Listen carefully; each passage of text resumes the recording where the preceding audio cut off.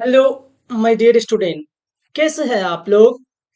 उम्मीद करते हैं कि आप बड़े ही अच्छे होंगे। और अगर आप बड़े ही अच्छे होंगे तो आप अपने स्टडी को कंटिन्यू कर रहे होंगे।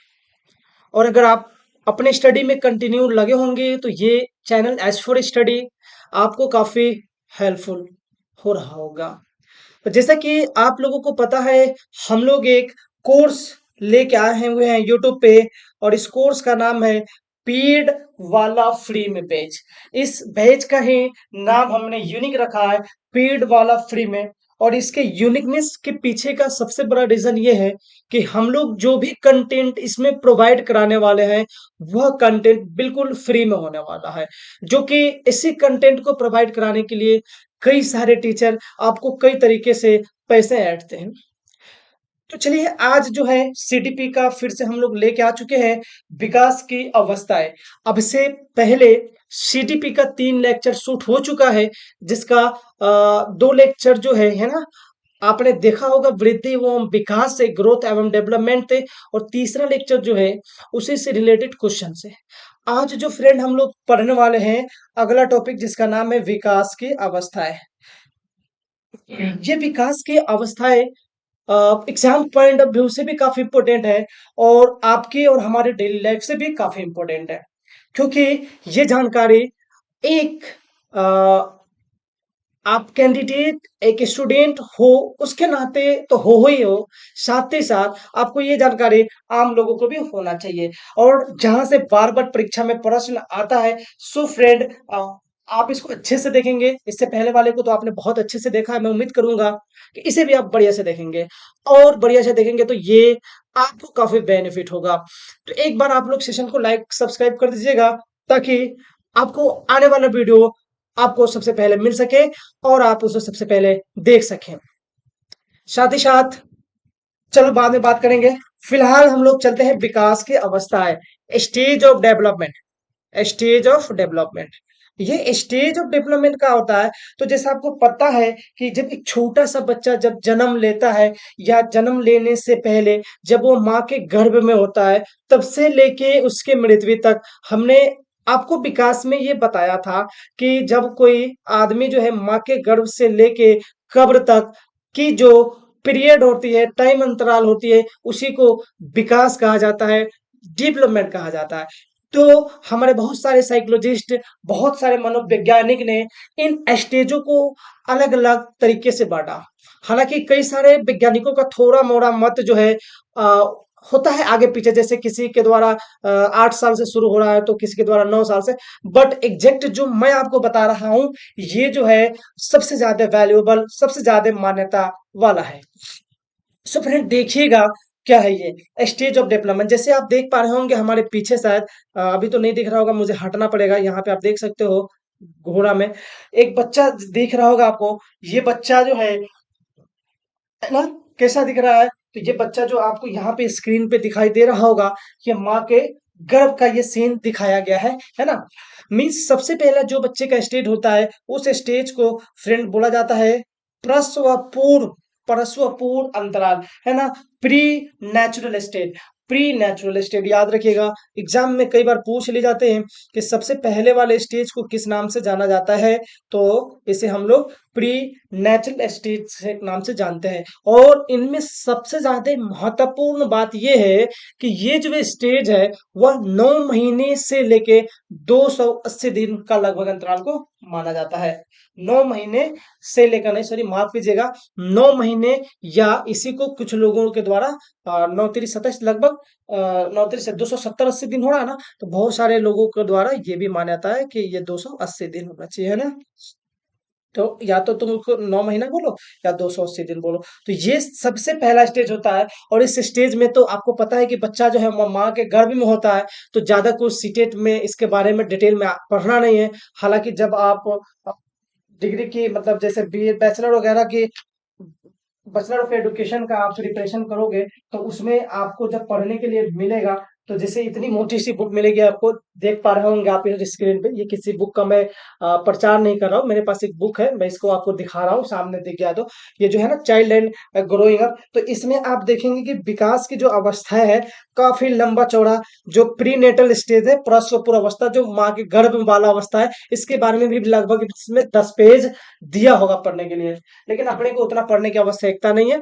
अपने को 3 क्वेश्चन यहाँ से बढ़िया रहेगा, जमेगा क्वेश्चन, पूछा भी गया, हाँ, पूछा जाएगा। सबसे पहला कि सबसे पहले स्टेज को किस नाम से जानेंगे, तो प्री नेचुरल स्टेज के नाम से जानेंगे। दूसरा कि इसका समय अंतराल क्या होता है, तो कहीं जगह बहुतों मत 9 महीने मिलेंगे, बहुतों जो है 280 दिन मिलेंगे। और ये सबसे इंपॉर्टेंट चीज है, यह अवस्था माता के गर्भधान कंसेप्शन से शुरू होती है। जब माँ का जो गर्भधान जो होता है, जब एक बच्चे का माँ के गर्भ में जब बढ़ना जब शुरू होता है, उसी को गर्भदान कहते हैं ना, कंसेप्शन बोला जाता है। ठीक है, चलिए, ये याद है, ये यहां से अपने को पढ़ना है, ये वाला शैशवावस्था, इन्फेंसी स्टेज।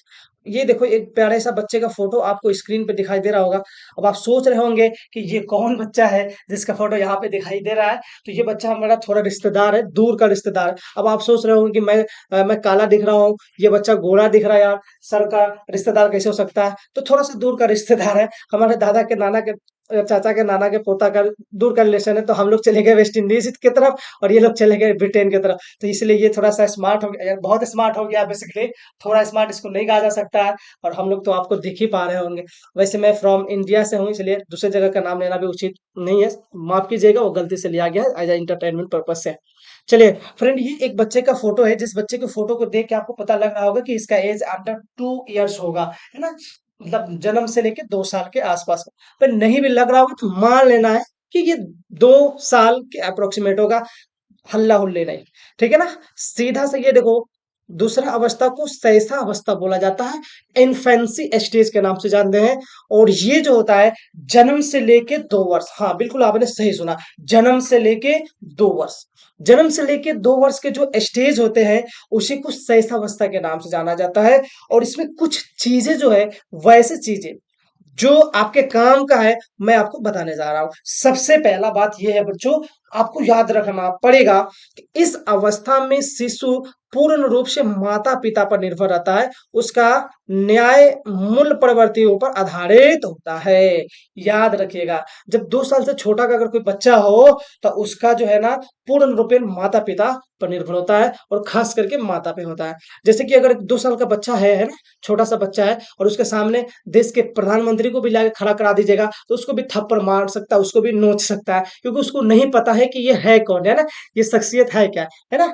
तो आपने देखा होगा छोटे बच्चे बहुत बार मुंह हाथ पकड़ के नोच लेते हैं, क्योंकि उसको कुछ पता नहीं, उसको बस एक ही चीज पता है, अपने माता पिता के बारे में, और खास करके माता के बारे में पता है, तो वो पूर्ण रूपेण माता पर निर्भर कहा जाता है। तो आपसे पूछा जा सकता है दोस्तों एग्जाम में कि वो कौन सी अवस्था है जिसमें बच्चे पूर्ण रूपेण माता पिता पर निर्भर होती है, तो याद रखिएगा, उसको इन्फेंसी स्टेज बोला जाता है, जो कि जन्म से लेके 2 वर्ष की अवस्था को माना जाता है। दूसरा जो है दोस्तों, इसका एक और इंपॉर्टेंट पॉइंट, तेज शारीरिक मानसिक अधिगम की आवश्यकता। इस समय में बच्चों का जो है दिमाग जो है, शरीर जो है, वो सब बहुत तेजी से डेवलपमेंट होता है ना। याद रखिएगा, उसमें बहुत तेजी से डेवलपमेंट हो जाता है। बच्चे जो है, जब माँ के पेट से जन्म लेता है, तो शुरुआत का जो समय होता है थोड़ा सा डेंजरस काल होता है, 1-2 महीना का जो समय होता है बहुत बच्चों के लिए खतरनाक होता है, क्योंकि एक दूसरे स्टेज से दूसरे स्टेज में पहुंचता है, तो उसको वहां पे सरवाइव करने में काफी सामना करना पड़ता है शुरुआती स्टेज में, जो कि 1 से 2 महीना का है। उसके बाद अगर कोई बच्चा अगर ठीक ठाक रह गया, है ना, तो फिर वो काफी चीज उसका तेजी से डेवलपमेंट होता है, और इसे आप देखे होंगे कि 1 से 2 साल का बच्चा जो है काफी अच्छा खासा हो जाता है, जिसको आप अच्छे से गोद में लेके खिला सकते हो। इस समय में एक चीज का होता है नैतिकता, मोरालिटी का अभाव। बच्चों के अंदर सही गलत की समझ इस समय में नहीं होती है, यार इस समय तो सही से बच्चे बोल नहीं पाते हैं, तो समझ तो दूर की बात है, तो नैतिकता उसके अंदर नहीं होती है। तुम क्या हो उससे उसको क्या घंटा फर्क नहीं पड़ता है, बस उसको तो अपने माँ के साथ रहना है, माँ का दूध पीना है, दुनिया जाए भाड़ में, दुनिया से कोई लेना देना उसको नहीं होता। तो ये हो गया हमारा कौन सा फ्रेंड, शैशवावस्था हो गया। अब ये सबसे महत्वपूर्ण अवस्था के बारे में हम लोग पढ़ने वाले हैं, अर्ली चाइल्डहुड स्टेज। देखो दोस्तों, अर्ली चाइल्डहुड स्टेज क्या होता है, इसको हिंदी में बोलते हैं पूर्ण बाल अवस्था। और ये एक बच्चा दिख रहा होगा आपको। ये बचवा जो है देख के आप कमेंट कीजिएगा कि ये कै साल का दिख रहा होगा। ये कै साल का दिख रहा होगा। हाँ, मैं हट गया हूँ, आपको देख पा रहा हूँ, है ना। हालांकि ये रिकॉर्डेड वीडियो है, तो आपको जो भी पूछना होगा तो आप कमेंट सेक्शन में पूछ लेंगे, क्योंकि लाइव तो हम आपका रिप्लाई नहीं दे सकते हैं। फ्यूचर में हम लाइव जब आएंगे तब आपको लाइव पे पूछ सकते हैं लाइव डाउट को, लेकिन आप कोई बात नहीं, आप हमें पूछ सकते हैं डाउट कमेंट सेक्शन में, हम रिप्लाई सबका दे दिया करते हैं। पूर्व बाल अवस्था, अर्ली चाइल्डहुड स्टेज, ये क्या होता है दोस्तों? अर्ली चाइल्डहुड, तो सबसे पहले याद रखिएगा कि पूर्व पूर्व बाल अवस्था जो होता है वो 2 वर्ष से लेके 6 वर्ष के बच्चों को माना जाता है। मीन्स 2 से 6 साल के जो बीच का अवस्था है बच्चों का, उसी अवस्था को क्या बोलते हैं फ्रेंड? अर्ली चाइल्डहुड स्टेज बोला जाता है। इसमें बच्चा अनुकरण द्वारा सीखता है, समझते हो ना, इमेजिनेशन। इमेजिनेशन करता है बच्चा, 2 साल से 6 साल का रहता है ना। अब कोई बच्चा है, ठीक है ना, 3 साल 4 साल का बच्चा है ना, खाना नहीं खा रहा है, उसको खाना खिलाना है, तो तुम दे दो उसको, अबे देखो ये कोई मोटू पतलू लगा के दे दिए, कोई बढ़िया सा कार्टून लगा के दे दिए, टॉम्स जेट लगा के दे दिए, देखेगा और इमेजिनेशन करते रहेगा और खाते रहेगा ना। इस एज में बच्चों का जो है इमेजिनेशन द्वारा सीखना होता है ना। जैसे जैसे उसमें बोलेगा म्याऊं तो वो भी बोलेगा म्याऊं, जैसे जैसे उसमें बोलेगा वैसे वैसे बच्चे भी बोलना शुरू करेंगे, सीखना शुरू करेंगे ना। तो इसलिए इसको बोला जाता है पूर्व बाल्यावस्था को, कि ये जो है ये इमिटेशन का द्वारा सीखता है, अनुकरण के द्वारा सीखता है, दूसरे का देख देख के सीखता है। अगर मैं किसी को कुछ बोल रहा हूँ तो उसे सीखेगा। इसीलिए इस समय में बच्चों को बेहतर जगह पे भेजना चाहिए, बेहतर लोगों के बीच में रहना चाहिए ना, ताकि बच्चे जो है वो सही चीज सीख सके। इस अवस्था में जिज्ञासा, क्यूरियोसिटी ज्यादा होती है। क्यूरियोसिटी मतलब क्या होता है? जानकारी लेने का। जो 2 से 4 साल का बच्चा होगा ना, यार कभी तुम्हारे पास भी बैठा होगा, हमारे पास भी बैठा है, सबके पास बैठता है। तो 2 से 6 साल के बीच के जो अवस्था का बच्चा होता है, उसके अंदर बहुत जिज्ञासा होता है, बहुत जिज्ञासु होते हो, क्यूरियोसिटी बहुत होता है। मतलब जिज्ञासा क्या होता है कि चीजों को जानना है ना। अब पूछ देगा कोई बच्चा कि बताइए, एक बात बताइए, तो क्वेश्चन पूछने ज्यादा पूछना पूछता है इस एज में। पूछ देगा कि बताइए, अगर हम इस रूम में भी बैठे हैं और शेर आ जाए तो क्या करोगे? सबको पता है कि वो नहीं आ सकता है, लेकिन वो आपसे ऐसा सवाल पूछेगा ना, खतरनाक खतरनाक सवाल, है ना। ऐसे सवाल पूछेगा जो आप सोच नहीं सकते, खतरनाक खतरनाक सवाल पूछ सकते हैं। तो याद रखिएगा इस एज में जिज्ञासा, क्यूरियोसिटी ज्यादा होती है ना। पढ़ रहे हो, आपसे पूछेगा क्या पढ़ रहे हो भाई? तो भाई फलाना सर से पढ़ रहे। किस सर से पढ़ रहे हो? तो ये सर से पढ़ रहे हैं। कौन सी पढ़ रहे हो? तो ये पढ़ रहे हैं। हालांकि वो उसके किसी काम का नहीं होगा, लेकिन आपसे 20 सवाल पूछेगा, अगर आपको पढ़ते हुए देख लेगा। तो समझ में आ गया होगा मुझे लगता है। इस अवस्था को ट्वाइस कहा जाता है। ट्वाइस मतलब क्या होगी? खेलने का अवस्था। आपसे क्वेश्चन यहाँ से पूछा गया था पिछले साल का, मैं बता रहा हूँ कि किस एज को ट्वाइस के नाम से भी जाना जाता है। तो याद रखिएगा, पूर्व बाल्यावस्था को, अर्ली चाइल्डहुड स्टेज को ट्वाई एज के नाम से जाना जाता है ना।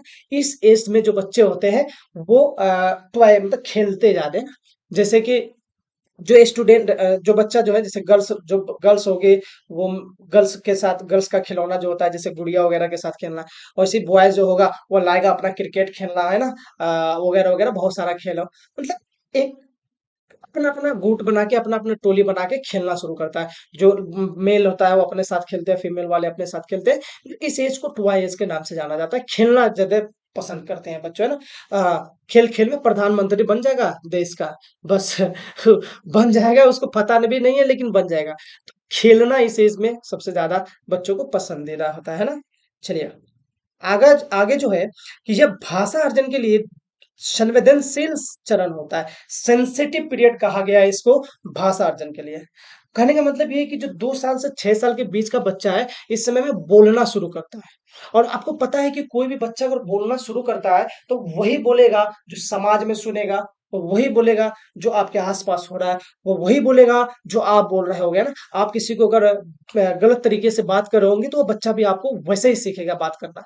आप किसी से सही ढंग से बात कर रहे हैं तो बच्चा भी सीखेगा सही ढंग से बात करना। तो ये बहुत ही सेंसिटिव पीरियड होता है भाषा अर्जन करने के लिए, और यही वो पीरियड होता है जिसमें बच्चों को आप जिस लैंग्वेज को सिखाना चाहो एकदम फ्लुएंट सीख लेगा। आज अपन को बोलेगा हिंदी बोल लो बेटा फ्लुएंट, तो मैं बोल लूंगा ना, लेकिन आज मुझे कह दे बेटा बोलो इंग्लिश फ्लुएंट, तो नहीं हो पाएगा। रीजन ये है कि ये हमारा जो था सेंसिटिव पीरियड जो था भाषा अर्जन के, वो मैं हिंदी भाषी क्षेत्रों में रहा हूँ, है ना।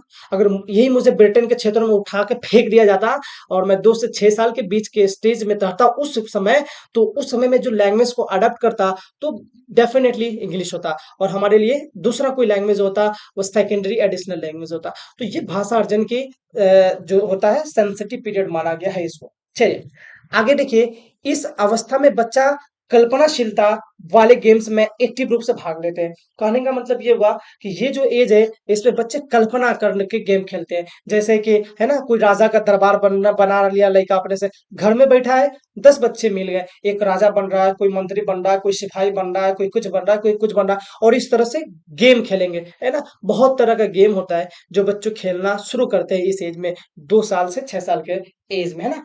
मतलब किस तरह का गेम, कल्पना वाला है, कुछ नहीं, इत्तू सा है ना, लप्पू सा, लेकिन वो खेलना शुरू करेगा, कैसे राजा महाराजा का खेल शुरू करना करेगा, है ना। तो उम्मीद करते हैं कि ये अवस्था आपको काफी बेहतरीन वे में समझ में आ गई होगी बच्चों। किसी भी टॉपिक पर आपको अगर क्लियर डाउट आता हो तो you can ask me any time, है ना। कहाँ पे, तो चैट बॉक्स में आप पूछ सकते हैं हमसे, सॉरी डिस्क्रिप्शन में पूछ सकते हैं। अगला जो है फ्रेंड, अगला को बोलते हैं हम लोग उत्तर बाल्यावस्था, या बाल्यावस्था के नाम से जाना जाता है, लेटर चाइल्डहुड, जो कि 6 वर्ष से 12 वर्ष होता है। ध्यान से देखिएगा, ये पूर्व बाल अवस्था है, 2 से 6 वर्ष प्री अर्ली चाइल्डहुड, और दूसरा जो है लेटर चाइल्डहुड, या डायरेक्ट इसको चाइल्डहुड के नाम से जाना जाता है। और ये स्टेज जो है फ्रेंड 6 वर्ष से लेके 12 वर्ष के बीच माना गया है। थोड़ा थोड़ा सा कई मैं पहले ही बताया हूँ कि कुछ बुक में जो है कुछ लोगों का अलग अलग मत है, जैसे 11 वर्ष से लेके 13 वर्ष से समथिंग, बट ये मैं जो बता रहा हूँ ये सबसे सटीक है। ये इसी सीटेट जो है इसी को मान्य करता है। तो उत्तर वाला अवस्था क्या होता है फ्रेंड, तो इसे तार्किक चिंतन की अवस्था कहा जाता है। तार्किक चिंतन का क्या होता है, या लॉजिकल थिंकिंग। बच्चे जो है ना वो लॉजिक में बात करना शुरू करेंगे ना। अगर किसी से बात कर रहे हैं तो लॉजिक में बात करेंगे, अच्छा अच्छा ये चीज अगर ऐसे हुआ होता, आज अगर बहुत सारा चीज है, इसमें हम ज्यादा डीप जाना नहीं चाह रहे हैं, है ना। लॉजिकल बात करेगा, तार्किक बात करेगा, वो चिंतन करेगा, यार काश हम ये बन जाते तो कितना मजा आता। दोस्त को अपने कहेगा ना, यार ऐसे हो जाता तो क्या मजा आ जाता, ऐसे कर करके बातें करेगा, है ना। इसे आरंभिक स्कूल का भी एज कहा जाता है, और ये लाइन सबसे इंपॉर्टेंट लाइन है। इसको ना तुम हेडिंग लगा दो, हेडर लगा दो, कि ये जो है उसे आरंभिक स्कूल का भी एज कहा जाता है। याद रखिएगा, हम 6 साल के जब होते हैं तो हमारा एजुकेशन पॉलिसी क्या है कि 6 साल के बाद आपको स्कूल में जाना है, तो इसलिए इसको स्कूल एज के नाम से भी जाना जाता है। ठीक है ना, तो याद रखिएगा वो कौन सी अवस्था है, तो चाइल्डहुड अवस्था जो है उसे हम लोग आरंभिक स्कूल का अवस्था भी कहते हैं। सबसे महत्वपूर्ण बात यह है कि इसे गंदी अवस्था कहा जाता है। अब देखो, गंदी अवस्था ये नहीं है कि गए और कहीं भी हम देख रहे हैं गोबर रखा हुआ है तो उसको जाके हाथ उठा के इस तरह से देख रहे हैं, मतलब हाथ में गंदा लगा लेना, तो इसको गंदा अवस्था नहीं कहेंगे। हाँ, मतलब देख रहे हैं कि कीचड़ है ना, या किसी भी गंदा चीज है, फिर भी उसी पे पैर रख के चले जा रहे हैं, है ना। इसी तरह से गए एकदम कलेजा चौड़ा करके जा रहे हैं, एकदम सीना चौड़ा करके, है ना। दोस्त मिला एकदम से Phantom fatty star, लोटम Lati star, है ना। क्या कपड़ा गंदा हो रहा है, क्या फर्क पड़ता है, कोई दिक्कत नहीं, इसलिए इसको गंदी अवस्था कहा जाता है। इस एज में जो है ना बच्चे जो है ना थोड़ा सा उल्टा सीधा काम करता है, जैसे कि टीचर पढ़ने जाएंगे जब बच्चे, तो है ना, पढ़ने जाएंगे तो बच्चे टीचर के साथ बदमाशी करना शुरू कर देते हैं, है ना। कभी किसी का कुछ गायब कर देना, कभी किसी का कुछ गायब करना, इसलिए इस एज को गंदी एज के नाम से भी जाना गया है। इसे स्फूर्ति की अवस्था, डेट मीन्स स्मार्ट एज भी कहा जाता है। और याद रखिए, गंदी अवस्था के साथ साथ इसको स्मार्ट एज के नाम से भी जाना जाता है। और स्मार्ट एज इसलिए कहा गया है इसको कि ये एज जो है सबसे शानदार और जानदार एज होता है एक बच्चों के लिए। अगर आज हमें कहा जाए, या आप जो वीडियो देख रहे हो तुम्हें कहा जाए कि यार तुम्हें कौन सा एज में जाना पसंद करोगे तो तुम सबको यही कहोगे, या तुम बूढ़े हो तब, या तुम 20 साल के हो तब, दैट मीन्स इससे ऊपर के हो, जब आपके पास समझ विकसित हो गया हो, तो आप यही कहोगे यार हमें ना वो स्कूल वाला एज में जाना चाहिए जिस समय में हम लोग 1 2 3 4 5 क्लास में थे। क्या मजा आता है ना, नहीं पढ़ने का टेंशन, नहीं खाने का टेंशन, नहीं पीने का टेंशन, बस क्या है, चिल मारने का, घूमने का, बस स्कूल पर बैग लादने का, स्कूल जाना है आना, बस इतना पता है अपने को कि हाँ भाई स्कूल जाना है। उस समय किसी के दिमाग में ये बात नहीं चलता है ना। कुछ विद्यार्थी होंगे मेधावी जिनके दिमाग में ये बात चल सकता है, लेकिन उस समय में आपको ये नहीं दिमाग में चलेगा कि हमको बहुत बड़ा रॉकेट साइंस बनना है ना। तो कहने का मतलब ये एज जो होता है बड़ा ही शानदार एज होता है, इसीलिए ये एज को सबसे ज्यादा लोग जीना पसंद करते हैं स्मार्ट एज के नाम से, इसीलिए इसको कहा गया। तो गंदी एज भी इसको कहा गया और स्मार्ट एज भी कहा गया। इसे खेलों की अवस्था कहा गया, दैट मीन्स गेम। इस स्टेज में बच्चों जो है अपने ग्रुप के साथ खेलना ज्यादा पसंद करते हैं। जैसे कि खासकर जैसे कि आप स्कूल जैसे जा रहे हो, तो स्कूल जा रहे हो तो आपको पता ही है कि गर्ल्स का जो बेंच होता है वह गर्ल्स को अलग रो में बैठाया जाता है, बॉयज को अलग रो में बैठाया जाता है। तो यहाँ से थोड़ा सा ना जेंडर का गैप दिखने लगता है कि हाँ वो समझता है कि नहीं हमें इसके साथ रहना है, गर्ल्स समझते हैं नहीं हमें गर्ल्स के झुंड के साथ रहना है, बॉयज समझते हैं कि बॉयज के झुंड के साथ रहना है ना। तो इस एज में जो है बच्चे गेम खेलना शुरू करते हैं। और वो गेम जो होता है, हालांकि बहुत स्कूल में तो इसको मैनेज करके चलाया जाता है कि ऐसा जेंडर के लेकर मतलब लिंग भेद देखने को ना मिले, है ना, जो कि कहीं से सही नहीं है ना। तो इस एज में बच्चे जो है गेम खेलना शुरू करते हैं, और जो गर्ल्स होती है अपने जैसा गेम शुरू करेंगे, अपने टोली में गेम शुरू करेंगे ना। और बॉयज होंगे वो अपना गेम खेलना शुरू करते हैं, जैसे बॉयज होंगे तो क्रिकेट वगैरह डिफरेंट डिफरेंट टाइप का खेल खेलना शुरू करेगा, फैटम फैटी वगैरह खेलेगा, है ना। बॉयज होगी तो अपना खेल शुरू करेगी, है ना। ठीक है। इस अवस्था में संग्रहण स्टोरेज की प्रवृत्ति विकसित होती है। याद रखिएगा, इस स्टेज में जो है संग्रहण मतलब किसी चीज को स्टोर करने का आपको बड़ा मतलब अ, प्रवृत्ति होती है। आज हम लोग कुछ भी चीज पढ़ लेते हैं भूल जाते हैं, लेकिन याद करो हम जो 1 से लेके 5 क्लास में जो चीज पढ़े हैं, है ना, उसे भूल जाओ, पॉसिबल ही नहीं है उसको भूल जाना। आज भी हम में इतना साल हो गया होगा पढ़े हुए, फिर भी आज हमें याद है कि हमने 1 क्लास में क्या पढ़ा था, 2 क्लास में क्या पढ़ा था। तो ये जो एज होता है ना स्टोरेज एज बोला जाता है। ये हर चीज में स्टोरेज है ना। जैसे किसी को पैसा मिल रहा है, खास करके लड़कियों में ऐसा होता है, अगर 5 रुपया मिल रहा है तो लड़का तो चाट खत्म कर देगा, खत्म खा पी के बराबर। लेकिन लड़कियों को अगर 5 रुपया मिल रहा है ना तो वो डेली उसको जमा करेगी, स्टोरेज करेगी, जमा जमा कर करके फिर महीना में बहुत पुराएगी, है ना, फिर जाके घर वाले को दे देगी। तो इस एज में स्टोर करना शुरू करता है बच्चे, वह स्टूडेंट मेल हो या फीमेल हो, है ना, छात्र हो या छात्रा है, स्टोरेज करते हैं सारी चीजों को। कोई चीज कहीं से मिल रहा है ज्ञान की बात, उसको इकट्ठा कर करके रखेंगे, है ना। जैसे बहुत सारा चीजें, क्या क्या ही बताऊं मैं आपको, बस इसे टोली समूह गैंग की अवस्था भी कहा जाता है। जैसे कि हमने आपको बताया है कि इस स्टेज में लोग बच्चों लोग जो है वो खेल खेलना शुरू करते हैं, गेम स्टेज कहा गया है, खेल की अवस्था कहा गया है। और याद रखेंगे जब खेल शुरू करते हैं बच्चों तो वो अपने कैटेगरी के साथ खेलते हैं, टोली बना के खेलते हैं, गैंग बना के खेलते हैं ना। घूमेंगे भी तो एकदम से बढ़िया से एकदम कॉलर वगैरह खोल खाल के घूमेंगे, एकदम 10 20 लोग के साथ झुंड लगा के घूमेंगे फिरेंगे, है ना। तो अगर आप अपने समाज में भी ऐसा देख रहे होंगे कि अगर कोई बच्चा 6 7 साल 8 साल का बच्चा है, 10 साल का, अगर वो 10 बच्चों के ग्रुप में रह रहा है, भले से कोई बात अच्छा नहीं कर रहा हो जिससे उसको फायदा हो, कुछ भी आय वाय कर रहा हो, लेकिन वो करेगा जरूर, है ना। और ये साइकोलॉजी कह रहा है कि करेंगे बच्चे। ये एक दो बच्चे का काम नहीं, ये बच्चों में ही प्रवृत्ति देखा गया है। तो इसलिए अगर ऐसा आपके घर में दिखाई दे कि आपका बच्चा जो है 6 से 12 साल के बीच का कोई बच्चा है और इस तरह से बिहेव कर रहा है, तो उसको अच्छे से समझाने का कोशिश करें, है ना, उसको मार पीट के समझाने का कोशिश ना करें। इसे जीवन का अनोखा काल कहा गया है, यूनिक पीरियड कहा गया है। क्यों नहीं कहा जाएगा भाई, जैसा कि हम आपको पहले भी बताया है, ये लाइफ सबसे शानदार लाइफ आ गया है और इसी से सबसे ज्यादा क्वेश्चन भी पूछा जाता है। मैं एक बार रिपीट कर देता हूँ।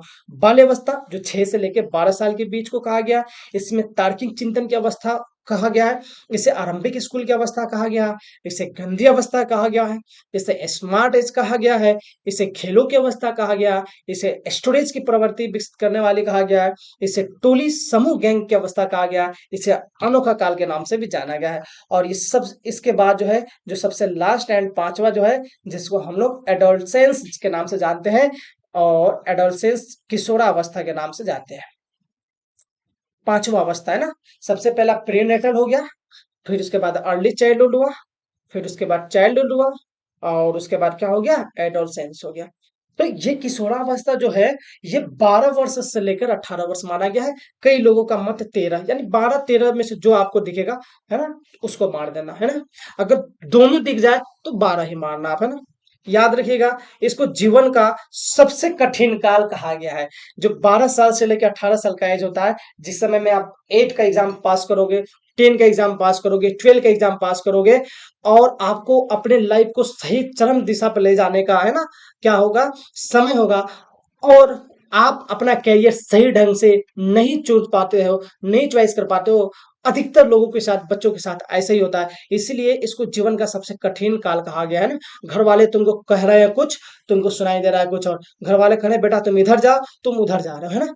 तो इसलिए इस काल को जो है वह क्या कहा गया है, जीवन का सबसे कठिन काल कहा गया है। इस समय में किशोरावस्था में आप दोस्तों का ज्यादा सुनोगे, अकॉर्डिंग टू अपने घर वालों के ना। घर वाले कहेंगे बेटा इधर मत जाओ, तुम्हें खेलने नहीं जाना है। और दोस्त करावे चलो खेले यार, कैसा लड़का है ना, उसको अगर जलील कर रहा हो तो घर वाले का नहीं सुनेगा, वो फ्रेंड का सुनेगा, निकल देगा पतली गली से, है ना। तो याद रखिएगा, इसे जीवन का सबसे कठिन काल कहा गया है, क्योंकि ये समय बहुत ही इंपॉर्टेंट होता है एक बच्चे के लाइफ को सही ढंग से बनाने के लिए। और इसी समय बहुत सारे बच्चे डिस्ट्रैक्ट हो जाते हैं।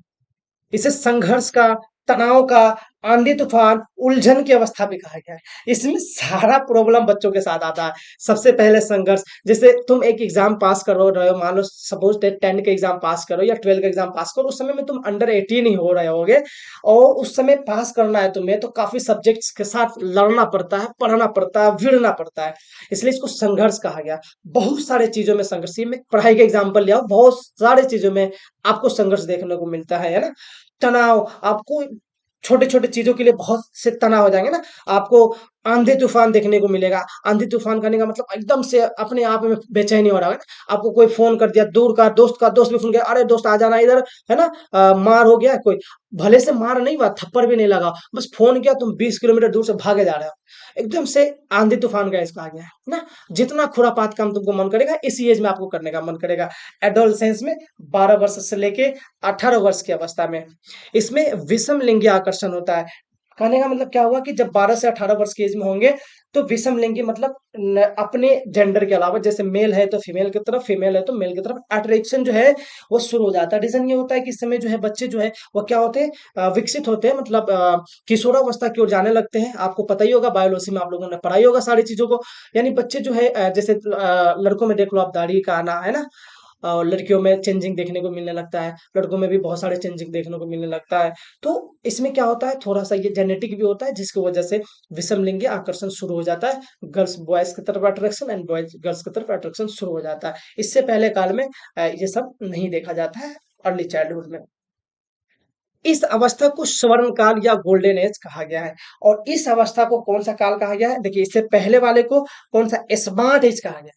इसमें बच्चे फंसते हैं, स्मार्ट एज किसको, तो बाल्यावस्था को, क्योंकि तुम स्मार्ट काम कर रहे हो। और इस अवस्था को, जो किशोरा अवस्था है, इसको गोल्डन एज, स्वर्ण काल के नाम से जाना गया है, गोल्डन एज कहा जाता है ना। इस अवस्था में वीर पूजा की भावना होती है। वीर पूजा का मतलब हुआ हीरो वर्कशॉप, है ना। वीर पूजा का मतलब क्या हुआ कि आप इस अवस्था में, जैसे देखो ये लड़का इधर जो दिख रहा है ना, ये इधर आपको फोटो में दिखाई दे रहा होगा, शायद मुझे हटना पड़ेगा। ये भी अभी उसी एज में है, और उसी एज में है, तो समझ ही पा रहे हो कि तुम इसके अंदर भी क्या क्या बेचैनी हो रहा होगा। इसके अंदर भी वही सेम हाल है ना। कभी किसी चीज का सपना देखता है, कभी किसी चीज का सपना देखता है, कभी किसी चीज का सपना देखता है। भाई आज ये तो कर लेना है, ये तो कर लेना है, इसको तो छोड़ना नहीं है। फिर कल होके बस सुबह नींद खुला है, फिर अबे यार कल हो जाएगा, बस हाँ ठीक है अभी बहुत इंपॉर्टेंट काम कर रहे हैं। फोन आया दोस्त का, हाँ दोस्त इधर आ जाना है, आ जाना है घूमने, बस निकलेगा, निकल जाएगा ना। देखेगा नहीं कि हम कितना इंपॉर्टेंट काम कर रहे हैं। तो ये एज बड़ा खतरनाक एज होता है। वीर पूजा कहने का मतलब वो, इस एज में हम अपना किसी को आइकन मानने लगते हैं।